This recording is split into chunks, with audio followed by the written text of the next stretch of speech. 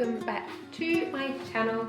If you're new here, hi, I am Amelia and I am a homeschooling mum of three. We're a family of 5 living in the UK, homeschooling our children and living off one modest income. So I am naturally very frugal. Me and my husband got married very young, we were 19, and being frugal was also always very much a necessity in our marriage. I've shared quite a few different sourdough videos and I've had a request on how I make my sourdough starter, and I have made probably like 5 or 6 sourdough starters in the past. This is the longest I've kept my sourdough starter alive for, and I feel like now I'm in such a good rhythm that I will be very, very surprised if my little sourdough dude here ever dies. So, reasons why I have done sourdough in the past and it hasn't survived is often I got pregnant quite quickly after starting it, or I got really ill, or when I had a miscarriage and lost the baby, and it just got put to the back of my mind, forgot about it, and I wasn't in such a good enough routine to keep it alive, really. So this time around, where I had a really poorly baby, I had a baby back in January 2024, and he was very, very ill. We nearly lost him. If you want to know more, there's a few videos on my channel explaining what happened, but that really propelled me into trying to cut out as much processed things that I have the control over as possible that I can make from home, and bread was number 1 on my list. And honestly, now we are at a point where I would say 99% of the bread products we make are all sourdough homemade, and I don't buy them. Occasionally I will buy a pack of mini wraps if I'm hosting, or if I'm hosting people and get like a baguette or something, or if I'm just like, I've had a week where I've not been able to make my sourdough as much. But the joys of this one is that I'm in such a good rhythm now. I know what to do. Also, I've trained my husband so that if for any reason, if anything happens, if I were to get ill, or if I was unable to maintain it, he kind of knows the basics on how to look after it too. Sourdough doesn't have to be as difficult as all of the videos that you see online make it. I'm going to teach you that sourdough does not have to be difficult. You see all of these sourdough starter recipes online and they have like 20 different ingredients or something. Like, I started this, what's that, like 18-ish months ago. I think I started it just before I had him, maybe, I don't know, I was in the process of it. So it's about 18 months old. And all I used for this, and still kind of do, I have upgraded my flour now, but I would use the value flour, the cheapest plain flour I could find. I think it was often like the plain flour from Aldi for like 70-ish p for 1.5 kg. And it's just that. And honestly, I just use my tap water. If you have water filtration, then that generally will be better. Or if you can leave some water on the side, like in a glass jar, and let that kind of sit at room temperature, that of course would be better. I'm too lazy for that, and I'm making it as simple as possible. So I use just tap water on the day. Nothing special. And how I start my sourdough starter is super duper basic. So you need to make sure you start it on a week where you haven't got loads of crazy plans, because at least I just would forget. So there's been a few times where I've started making a sourdough starter and then I've just forgotten about it, or I've got distracted and oh crap, forgot to feed it. When you are new to sourdough and sourdough starters, make it easy for yourself. If you know you're having a week at home, or you are got a less busy week, try and start it then.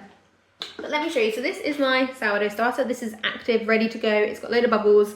Can you see? I don't know what my camera's picking up, but let's start right at the beginning. First things first, you need a glass jar. You ideally want it to be glass. You don't have to. It reacts better if I found in a glass jar, or like a glass container. And I started with a much smaller jar, jam container, and I've upgraded because I need to use more. I even probably need even more than this, but I have to find a jar big enough because I go through it so quickly. So a glass jar with a lid that is not tight. You need it to be balanced on top so that nothing can get in, but air can still get out. Because if not, if you close it and you have an airtight container, when you have an active sourdough starter, then it's more likely to expand and break your container because the air needs to be able to escape. So basics is glass jar, lid that doesn't close.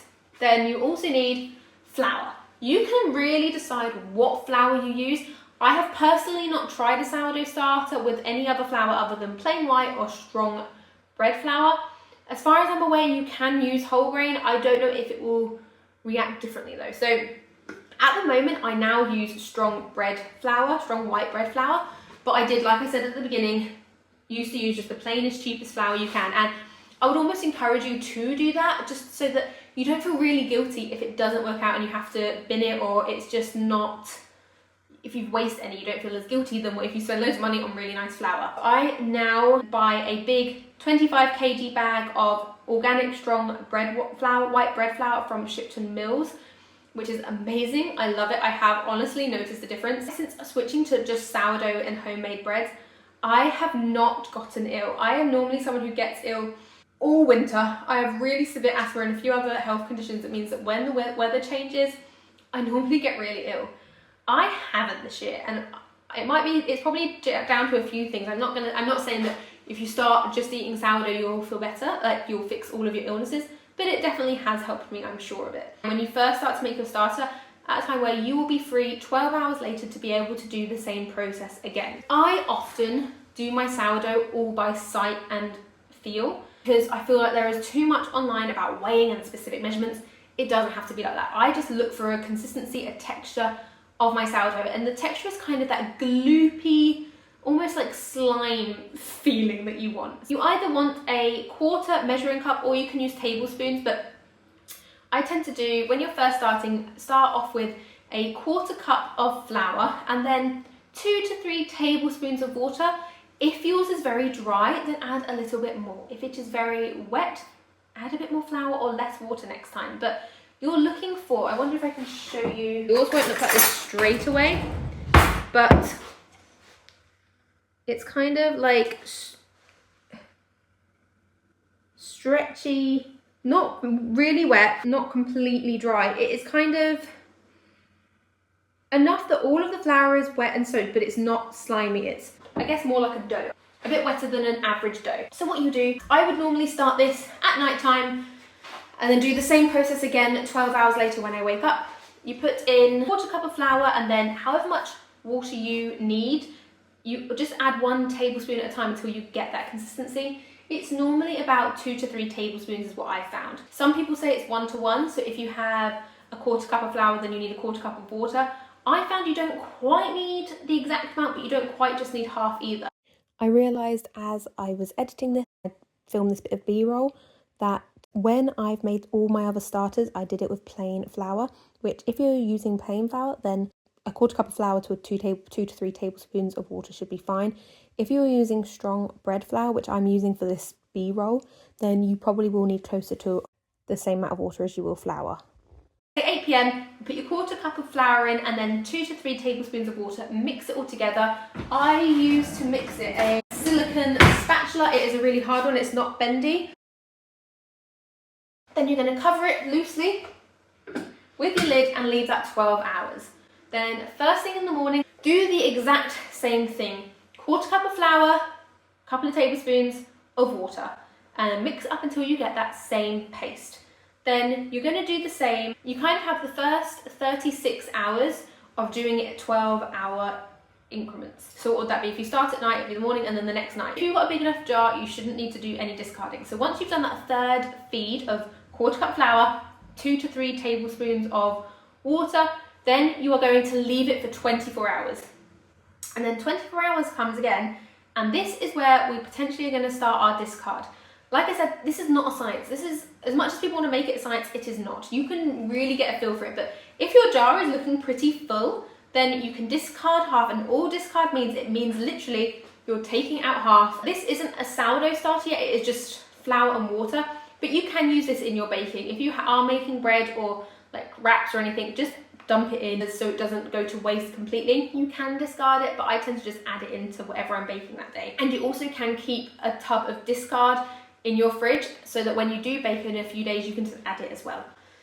So then we're going to either just feed it the normal quarter cup of flour, 2 to 3 tablespoons of water, again mix it all together, or you might have to discard, you might not, just have a feel for where your jar is at. You don't want it much higher than halfway really. And then you're going to leave it another 24 hours. By this time you might start to see a few little bubbles, but please don't worry if you don't. It can take a good 5 to sort of 7, 8, 9 days to get your active sourdough starter. We're going to consistently do this every 24 hours now. We are going to discard half, it doesn't even need to be half, to be fair, but discard some and feed it again that 1/4 cup of flour with the 2 to 3 tablespoons of water. What you will also want to do is get like an elastic band, or this is actually a balloon, but then at the beginning, when you feed your sourdough starter, you place the band wherever the starter is when you first do it. So when you mix it all together, wherever it settles, you put the elastic band, and then you'll know that your sourdough starter is ready to use when it kind of at least minimum doubles in size. So when it bubbles up to over double of where your elastic band is, that is when your sourdough starter is at its peak, where you are going to want to use it. Like I said, this can take 5 to kind of 10 days, maybe even more, and really get a feel for it. So every 24 hours when you feed it, you can choose whether to discard or not. You will at some point need to discard some because there's only so much that can fit in your jars. Once you're noticing your sourdough starter is then bubbling over half, like doubling in size after feeding it, then you're ready to use it. So now when you're looking to bake something, like I've got a few recipes on my channel, then you literally just take out the measurement that you need and then replace it with more. And this is when you're going to start to learn how much you want to feed now. So now I'm at a point where I don't feed it just a 1/4 cup of flour because that is not enough for me. Sometimes I'm feeding my sourdough starter 1 to 2 cups of flour depending on what I'm going to bake the next day. If I have a really heavy baking day, I'll sometimes separate out my sourdough starter into 2 things and feed them both like 2 cups of flour and let them bubble up, and I use all of that starter over the next day or 2. And another thing I wanted to slip in here, I'm hoping I've covered everything and I hope I'm not talking too quickly. If this is too confusing, then please let me know down below. I will try and answer your questions or make a much better video than this. This is just a quick, try to be simple explanation, but I don't then view discard as a lot of other people. So the discard I was saying about when you're making your sourdough starter, that is mostly just bread, flour and water. Once it's an active sourdough starter, and people say that you have to discard before you bake that, I completely disagree.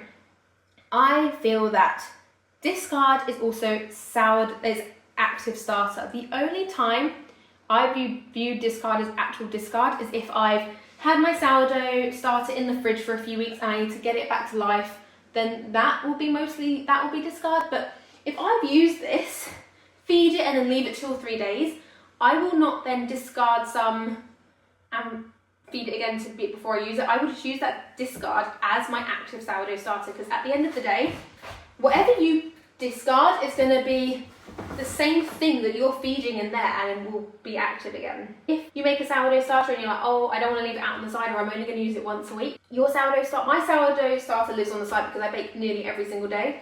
But if you're a once a week or even once a month person, then you can leave your sourdough starter in the fridge. All you do is once you're finished using it, you can put it in the fridge, and then when you're ready when you want to bake again, get it out like 12 hours before, feed it with the same method we said before, but with however much flour you think you're going to need, and then leave it on your side so that it can come to temperature and ferment to the right amount, and then you can start to use that.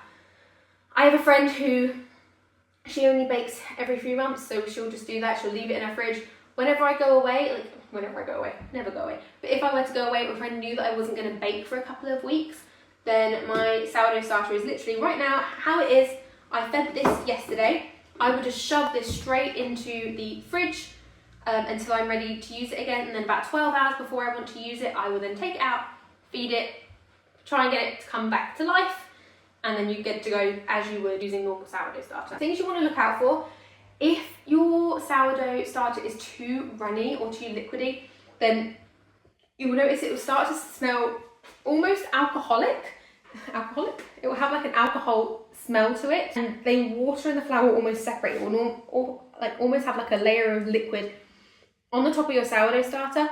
That tells me it's far too much liquid. You want to make sure that you are scraping down the side. So once you do your mix after discarding and you've added flour, then I haven't really done it very well, but you scrape down the edges to try and avoid as much flour and starter as possible sticking to the edges, because that is where potential mold can grow, and you want to avoid mold. I probably maybe this isn't as much as what other people do, but once a month I will take some out of this jar into another jar and then clean my jars, because what you'll find is you will start to get like a rim of sourdough crunchiness around the edge, and you don't want that to build up too much, because again, you're more likely going to let mold fester in there. If you feel like you make a sourdough starter and everything's going well, but you then, things come up and you shove it in the fridge and then it's been a few months and you've noticed there's like a layer of mold, you can still potentially save that sourdough starter by scraping off as much of all of the mold as possible, even scraping out most of the content until you've just got a few bits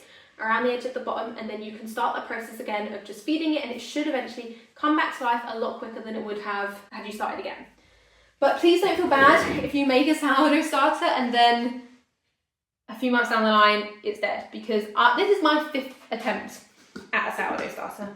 If you do have a friend who already has a sourdough starter, then you can bypass that whole week to 2 weeks of creating one by just asking for a little bit of hers, and then you would, or his, and then you will do the same process like I just told you, feeding and discarding. There's a lot to come to terms with. I remember when I first started being like, what the hell does feeding and discarding and fermenting and what does it all mean? You do get used to it if you take it a bit at a time. It doesn't have to be complicated. It can be super duper basic. Yeah, let me know if you do just make a sourdough starter with the information that I told you, and let me know how it goes. And I'm hoping I covered everything in this video. It's a pretty quick video because my kids will be back any minute from the park, and I have to get things done before they get back. But yeah, that's everything for this video.